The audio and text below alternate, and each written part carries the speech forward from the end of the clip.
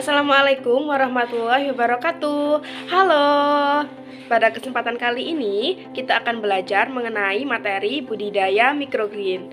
Oke, langsung saja ya kita simak penjelasannya. Nah, untuk pokok bahasan yang akan kita bahas kali ini yaitu ada yang pertama, struktur tumbuhan, yang kedua, cara bercocok tanam, dan yang ketiga yaitu budidaya microgreen. Baik, yang pertama yaitu struktur tumbuhan. Nah, struktur tumbuhan ini terdiri dari akar, batang, daun, bunga, dan buah. Tentunya masing-masing bagian ini memiliki fungsi. Nah, apa saja fungsinya? Yang pertama ada akar. Akar ini berfungsi untuk menyerap air dan zat hara dari tanah, memperkokoh tumbuhan, dan sebagai tempat menyimpan cadangan makanan, seperti pada tanaman singkong.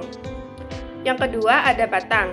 Batang ini berfungsi sebagai alat pengangkut air dan zat makanan dari tanah ke daun, atau sebaliknya. Selain itu, batang juga berfungsi sebagai tempat cadangan makanan, seperti pada tanaman sagu dan tebu. Kemudian yang ketiga yaitu daun. Daun ini memiliki fungsi sebagai tempat terjadinya proses fotosintesis atau pembuatan makanan sendiri. Selain itu, daun juga berfungsi sebagai alat pernapasan.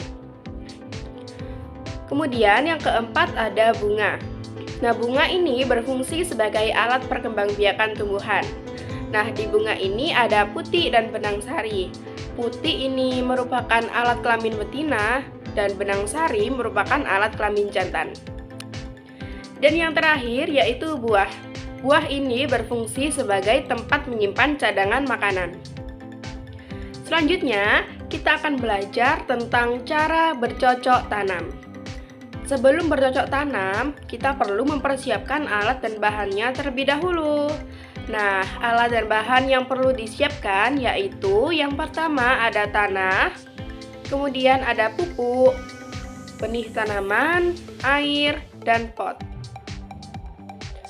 Untuk langkah atau cara bercocok tanam yaitu yang pertama, siapkan tanah dan pupuk, kemudian masukkan ke dalam pot.